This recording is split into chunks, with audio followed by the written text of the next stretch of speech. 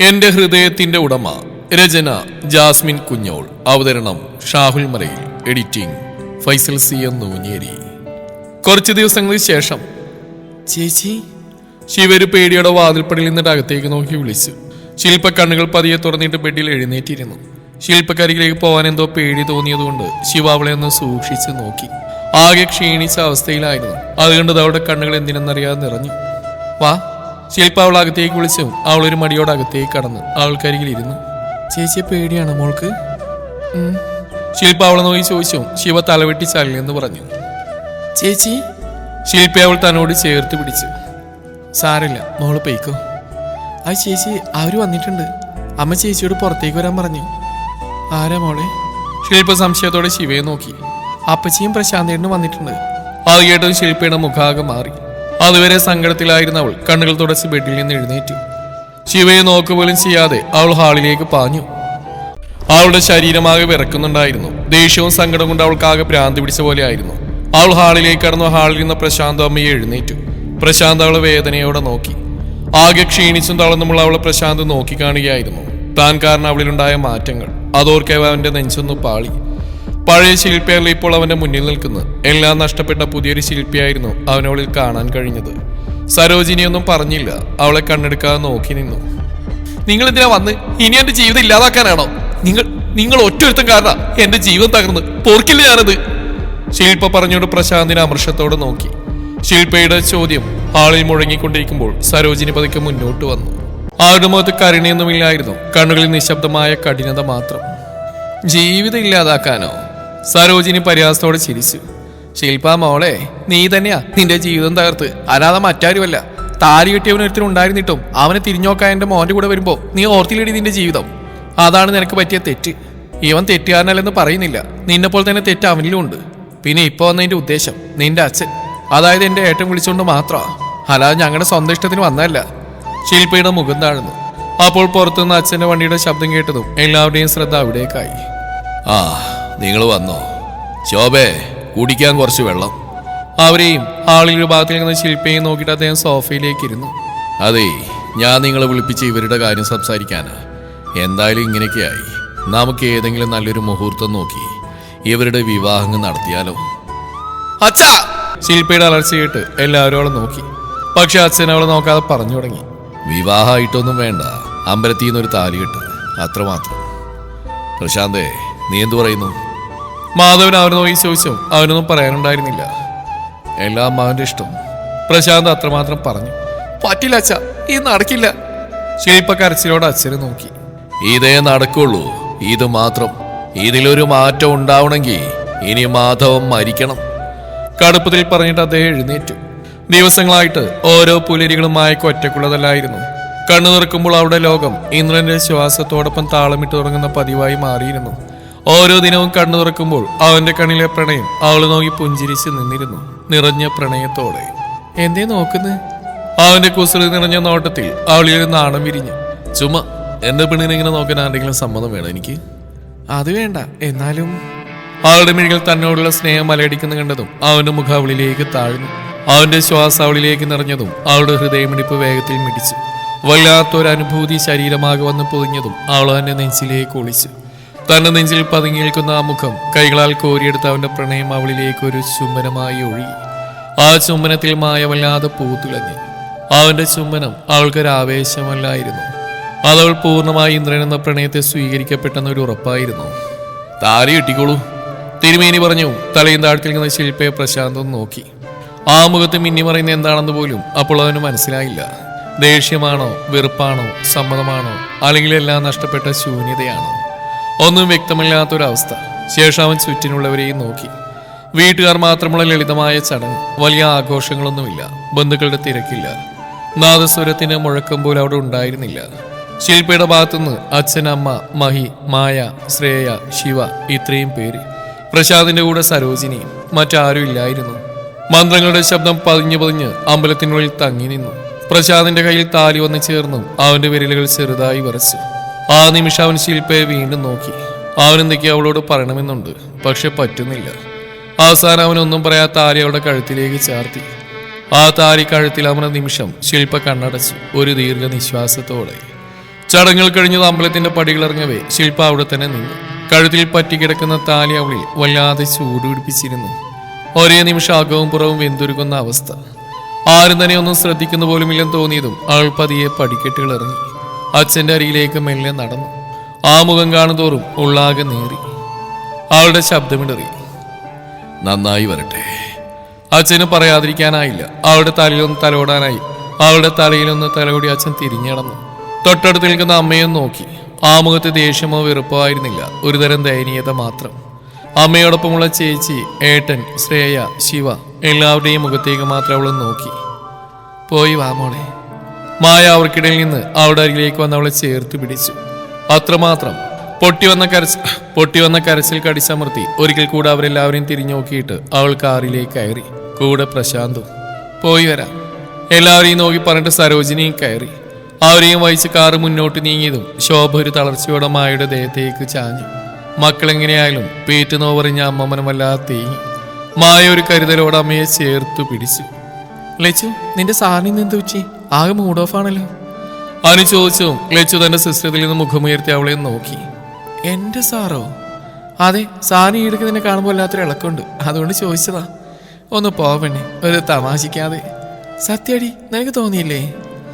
തോന്നി. നിന്നെ ഇപ്പോഴൊന്നും തരാൻ തോന്നുന്നു, അത്രയേ ഉള്ളൂ തോന്നല്. പിന്നെ സാറിന് ഡിവോഴ്സ് കഴിഞ്ഞല്ലേ, അതിന്റെ മൂഡ് ഓഫ് എങ്ങനെ ആവും? അതെ, ചിലപ്പോൾ അതാവും. എന്നാലും ഞാൻ ആലോചിക്കുകയാണേ, ഇത്രയും നല്ലൊരാൾ ഇട്ടിട്ട് പോകാൻ ആ പെണ്ണിന് എങ്ങനെ തോന്നി? അതിനും വേണം ഒരു ഭാഗ്യമല്ലേ. ആ പെണ്ണിന് ശ്രീഹരി സാറിന്റെ പെണ്ണാവുള്ള ഭാഗ്യമില്ല, അത്ര മനസ്സിലാക്കിയാൽ മതി. ഇനി ആർക്കാണാവോ ആ ഭാഗ്യം കിട്ടാൻ പോകുന്നത്? അനു ഏറെ വേദനയോടെ പറഞ്ഞിട്ട് ലച്ചുവിനെ നോക്കി. ലച്ചു ആണെങ്കിൽ അനു പറയുന്ന കേട്ട് അമ്പരപ്പോടെ അവൾ തന്നെ നോക്കിയായിരുന്നു. വേണേ നീ നോക്കിക്കോ, അങ്ങനെയാണെങ്കിൽ ആ ഭാഗ്യം നിനക്ക് കിട്ടുമല്ലോ. എന്റെ പൊന്നോ വേണ്ടായേ, എന്റെ ഭാഗ്യം ഖത്തറിലുണ്ട്. ആള് 3-4 മാസങ്ങൾക്കുള്ളിൽ നാട്ടിലെത്തിയ എന്റെ കാര്യത്തിൽ തീരുമാനമാവും. എനിക്ക് ആ ഭാഗ്യം മാത്രം മതി മോളെ. അനു ചിരിയോടെ പറഞ്ഞു. ലച്ചു ആ ചിരിയിൽ പങ്കുചേർന്നു. ശ്രീലക്ഷ്മി, അനുഭവം, രണ്ടുപേരെയും സാറ് വിളിക്കുന്നു. അവർക്കിടയിലേക്ക് വന്നുകൊണ്ട് അനുവ് പറഞ്ഞു. ലച്ചു അനു ഞെട്ടിലോടെ പരസ്പരം നോക്കി. സമാധാനമായല്ലോ അല്ലേ? ലച്ചു അനുവിന്റെ കൈക്കൊന്ന് പിച്ചുകൊണ്ട് ചോദിച്ചു. അനുവളെ വെപ്രാളത്തോടെ നോക്കി. നിന്ന് താളം ചവിട്ടാ വാ പറഞ്ഞിട്ട് ലച്ചു മുന്നോട്ട് നടന്നു. MD ക്യാബിനിലേക്കുള്ള നടത്തത്തിൽ ലച്ചു അനുവും പരസ്പരം ഒന്നും പറയാൻ നടന്നു. ക്യാബിന്റെ മുന്നിലെത്തിയതും ലച്ചു ഒരു നിമിഷം പതർച്ചയോടെ നിന്നു. ലച്ചു അനുവിനെ നോക്കി ക്യാബിന്റെ ഡോറിന് പതിയെ തട്ടി. കമിൻ.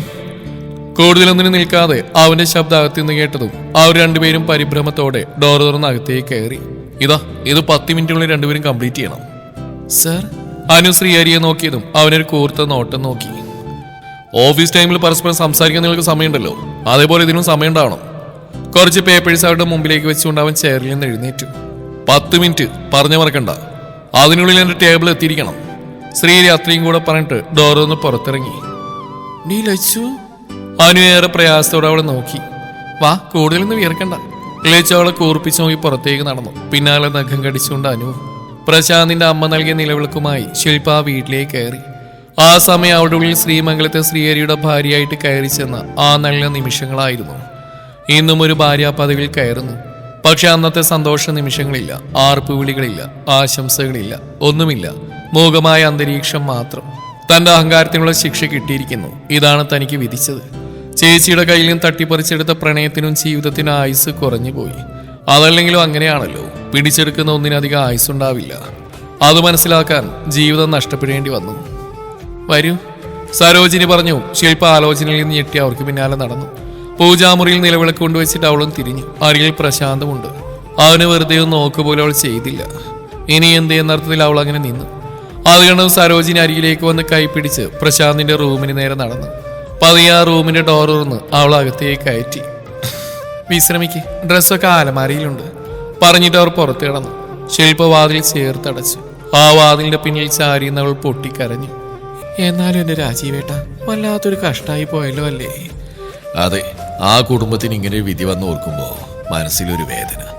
അത്രയ്ക്ക് നല്ല ആൾക്കാരാ ശ്രീമംഗലത്തുള്ളവര്. ശ്രീധരൻ സാറും മക്കളും ഇതെങ്ങനെ സഹിക്കുന്നു ആവോ?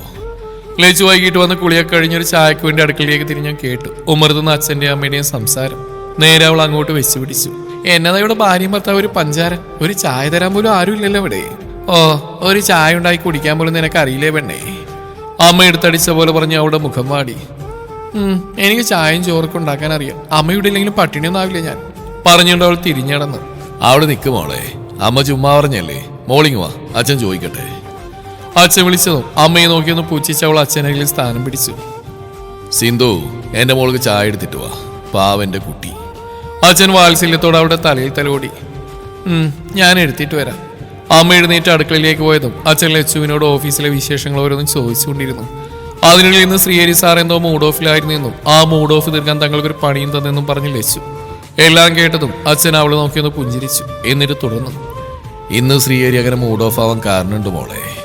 ഇന്ന് അവൻ കല്യാണം കഴിച്ചിരുന്ന പെണ്ണിന്റെ താലിയിട്ടായിരുന്നു. ലച്ചു അമ്പരപ്പോടെ നോക്കി.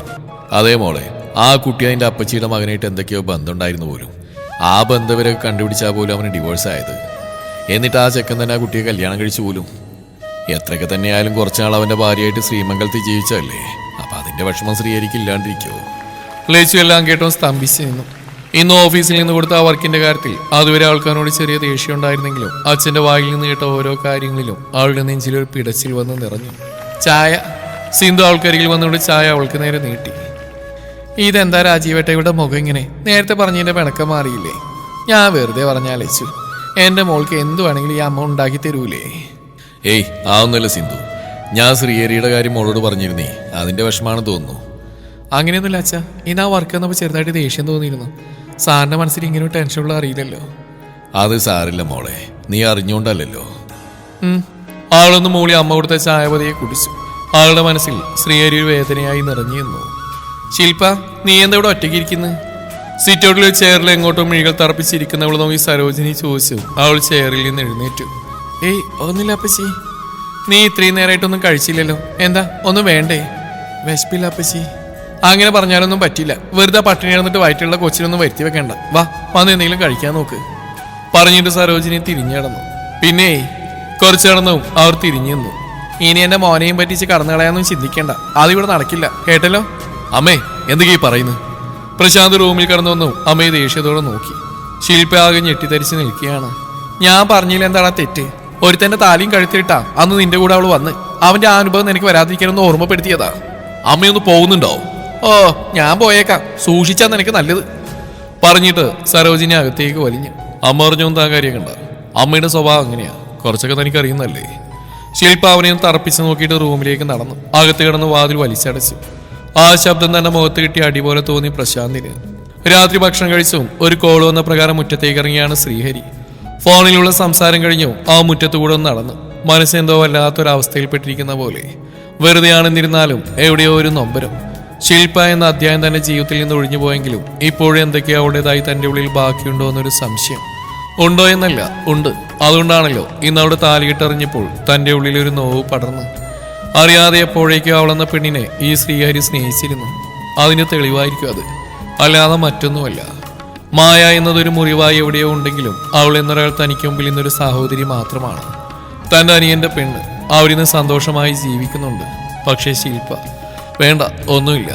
അവൻ തലകുടഞ്ഞു. മോനെ ശ്രീ. അവൻ തിരിഞ്ഞോ പത്മ അവനരികിലെത്തി. എന്തിനാണ് ഈ മഞ്ഞുകൊണ്ട് ഇവിടെ ഇങ്ങനെ നിൽക്കുന്നത്? പോയി കിടക്കാൻ നോക്ക്. ആമേ, ഞാൻ പോവാ. ഒരു കോളൊന്ന് പറഞ്ഞതാ. അതെ, നിന്നോട് അമ്മയൊരു കാര്യം ചോദിക്കട്ടെ? നിന്നോട് ചോദിക്കാണ്ട് അമ്മയിനി നിന്റെ ജീവിതത്തിൽ ഒന്നും ചെയ്യില്ല. എന്തിനാ അമ്മയും മുഖവുര? അമ്മയ്ക്കിപ്പോ എങ്ങനെ എന്ത് വേണമെങ്കിലും എന്നോട് ചോദിക്കാം, പറയാം. പത്മ ഒന്ന് പുഞ്ചിരിച്ചു. മറ്റൊന്നുമല്ല മോനെ, നിന്റെ കല്യാണക്കാരിയാ. ഇനിയെങ്കിലും എൻ്റെ മോന് നല്ലൊരു ജീവിതം ഉണ്ടായി കാണാൻ ഈ അമ്മയ്ക്ക് നല്ല ആഗ്രഹമുണ്ട്. അമ്മയ്ക്ക് മാത്രമല്ല, ഈ വീട്ടിലുള്ള ഓരോരുത്തർക്കും. അതുകൊണ്ട് പറയാം, നിനക്ക് നല്ലൊരാളെ ഞങ്ങൾ കണ്ടെത്തട്ടെ. അമ്മ മാത്രമായിട്ടല്ല, എല്ലാവരും കൂടെ. നിനക്ക് എതിർപ്പൊന്നുമില്ലല്ലോ? എന്തെങ്കിലും ഉണ്ടെങ്കിൽ നീ തുറന്നു പറയണം. അതേപോലെ നിന്റെ മനസ്സിൽ അങ്ങനെ ആരെങ്കിലും ഒരാൾ തോന്നുന്നുണ്ടെങ്കിൽ അതും പറയണം. നിന്റെ ഇഷ്ടം, അതിനപ്പുറം ഒന്നും തന്നെയില്ല. ശ്രീഹരി അമ്മയുടെ മുഖത്തേക്ക് ഇമവെട്ടാതെ നോക്കി. ഒരിക്കൽ തന്റെ ഇഷ്ടം പറഞ്ഞപ്പോൾ നടക്കില്ലെന്ന് ഒറ്റ വാക്കിനാൽ വാശി പിടിച്ച അമ്മ ഇന്ന് തന്റെ ഇഷ്ടങ്ങൾ നടത്താൻ ഓടി നടക്കുന്നു. അതിനുവേണ്ടി എന്തൊക്കെ ചെയ്യാൻ പറ്റുമോ അതൊക്കെ ചെയ്യാൻ ഒരുങ്ങുന്നു. മോനെ, നീ എന്തെങ്കിലും നോക്കുന്നു? ഏയ്, ഒന്നുമില്ലമ്മേ, വെറുതെ. അവൻ പുഞ്ചിരിയോടെ പറഞ്ഞു. എനിക്കറിയാം, ഒരിക്കൽ നിന്റെ ഇഷ്ടത്തെ തട്ടിക്കളഞ്ഞവളായി അമ്മ. അന്ന് ഞാനും നിന്റെ അനിയത്തിയും കുറച്ചൊരു വാശി കുറച്ചിരുന്നെങ്കിൽ. വേണ്ടമ്മേ, ഇനി അത് പറയണ്ട. ശ്രീഹരി അമ്മയെ തടഞ്ഞു. അതൊക്കെ കഴിഞ്ഞതാമ്മേ. ഇനി എൻ്റെ അമ്മ ഒന്നും പറഞ്ഞ് വിഷമിക്കരുത്. എന്നേക്കാൾ അവിടെ ഇന്ന് എൻ്റെ ഇന്ദ്രൻ്റെ ഉള്ളിൽ സുരക്ഷിതയാണ്. ആ സന്തോഷം മതി എനിക്ക്. പിന്നെ അമ്മ ചോദിച്ച കാര്യം നിങ്ങൾ തീരുമാനിച്ചോളൂ, ഞാൻ ഓക്കെയാണ്. സത്യമാണോ മോനെ? സത്യമ്മേ, എൻ്റെ അമ്മയാണേ സത്യം. ശ്രീഹരി അമ്മയെ തന്നിലേക്ക് ചേർത്ത് പിടിച്ചു. സന്തോഷായി മോനെ, സന്തോഷായി. പത്മാവിനെ നോക്കി നിറഞ്ഞു ചിരിച്ചു. എന്നാ നീ പോയി കിടന്നു. എന്റെ കുഞ്ഞിന് നാളെ തന്നെ നല്ലൊരാൾ ഞങ്ങൾ കണ്ടെത്തിയിരിക്കും. പറഞ്ഞിട്ട് അവനെ വിട്ട് പത്മൻ സിറ്റ് ഔട്ടിലേക്ക് കയറി. പിന്നാലെ ഒരു പുഞ്ചിരിയോടെ ശ്രീഹരിയും. രാവിലെ അടുക്കളയിൽ തിരക്കിട്ട ജോലിയിലാണ് മായയും യശോദയും. എല്ലാവർക്കും ഓഫീസിൽ പോകാനുള്ളത് കൊണ്ട് എല്ലാം വേഗം റെഡിയാക്കണം. അതേപോലെ സിത്തുവിന്റെ അച്ഛനും അമ്മയും ഇന്ന് ശ്രീമംഗലത്തേക്ക് വരുന്നുണ്ട്. ഒരുപാട് നാളുകൾ കൂടി അവർ വരുന്നതാണ്. അതിന്റെ തിരക്ക് കൂടിയാണ്. ബ്രേക്ക്ഫാസ്റ്റ് കഴിഞ്ഞാൽ ഉച്ചയ്ക്കുള്ള സദ്യ ഒരുക്കാനുണ്ട്. അതിനിടയിൽ അമ്മയും മകളും എന്തൊക്കെയോ സംസാരിക്കുന്നുമുണ്ട്. അപ്പോഴാണ് അവർക്കിടയിലേക്ക് പത്മൻ കടന്നു വന്ന്, ആമേ ദേ കോഫി. പത്മത്തെ കണ്ടതും മായ ഒരു പുഞ്ചിരിയോടെ പറഞ്ഞു. തിരിച്ചവൾക്കൊരു പുഞ്ചിരി നൽകി അവർ തലയാട്ടി. ശേഷം ഒരു കപ്പെടുത്തിട്ട് ഫ്ലാസ്കിൽ നിന്ന് കോഫി പകർന്ന് കുടിക്കാൻ തുടങ്ങി. അതെ യശോദയമായി, നമുക്ക് ഉടനെ ഒരു കുട്ടിയെ കണ്ടുപിടിക്കണം ശ്രീഹരിക്ക് വേണ്ടി. പണവും കാര്യങ്ങളൊന്നും നോക്കണ്ട. നമ്മുടെ കുടുംബത്തിൽ ജീവിച്ചു പോകാൻ പറ്റുന്നൊരു കുട്ടി അത്രമാത്രം നോക്കിയാൽ മതി. അല്ലേ യശോദേ, നമ്മുടെ സിത്തുവിനെ നോക്കിയാലോ? അവിടെ അച്ഛനും അമ്മയും ഇന്ന് എത്തുമല്ലോ. അവരോട് നീ ഒന്ന് സംസാരിച്ച് നോക്ക്. അത് വേണോ എഴുതി? യശോദ ഒരു പ്രയാസത്തോടെ പറഞ്ഞു. എന്താ, എന്തെങ്കിലും കുഴപ്പമുണ്ടോ? അങ്ങനെയല്ലേ എഴുത്തി, സിത്തു നല്ല കുട്ടിയൊക്കെയാ. പക്ഷെ ശ്രീയും സിത്തു അങ്ങനെ ഒരു ബന്ധം അവർക്ക് ഇഷ്ടാവൂന്ന് എനിക്ക് തോന്നണില്ല. മായയാണെങ്കിൽ ആ സമയത്തിൽ സിത്തു പറഞ്ഞ് ഓർക്കുകയായിരുന്നു. നീ എന്താ മോളെ ഒരു ആലോചന? അതമ്മേ, സിത്തുവിന്റെ അച്ഛനും അമ്മയും സമ്മതിച്ചാലും അവൾ ഇതിന് സമ്മതിക്കുന്ന എനിക്ക് തോന്നുന്നില്ല. അതെന്താ നീ അങ്ങനെ പറഞ്ഞ്? നിന്നോട് അവൾ എന്തെങ്കിലും പറഞ്ഞിരുന്നോ? പറഞ്ഞിരുന്നു. മുമ്പെപ്പോഴും ഇന്ദ്രേട്ടന്റെ കാര്യം സംസാരിച്ചപ്പോൾ ആ സംസാരത്തിലേക്ക് ശ്രീയേട്ടനും കടന്നു വന്നു. അപ്പോൾ അവൾ തന്നെ പറഞ്ഞ ഒരിക്കൽ പോലും ശ്രീയേട്ടനെയും ഇന്ദ്രേട്ടനെയും അങ്ങനെ ഒരു സ്ഥാനത്ത് കാണാനാവില്ലെന്ന്. അവൾക്ക് എന്നും അവർ സ്വന്തം ഏട്ടന്മാരാണെന്ന്.